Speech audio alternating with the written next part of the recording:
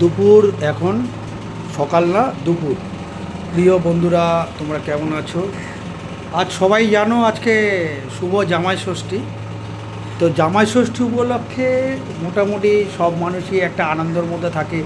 সব জামাইদের একটা আবেগ থাকে যে শাশুড়িরা ভালো করে রান্না করে খাওয়াবে এবং শ্বশুরমশাইরা অনেক কিছু আইটেম এনে তাদেরকে রান্না জোগাড় করে দেয়। শাশুড়ি মা রান্না করে, প্রচুর খাটে।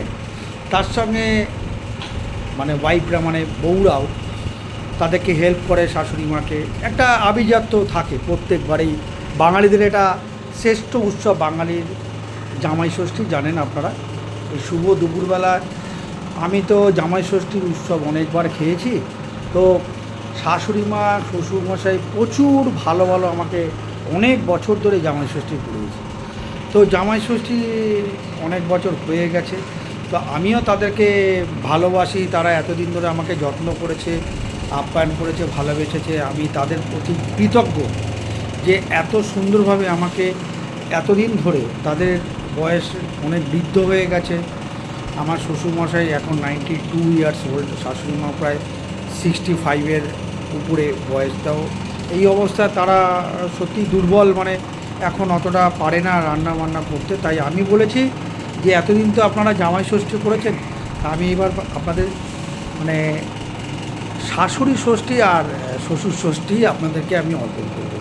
তা সেই কারণে আমি সকালবেলা থেকে বাজার করেছি। রান্নাবান্নাও আমার বউ খুবই করেছে।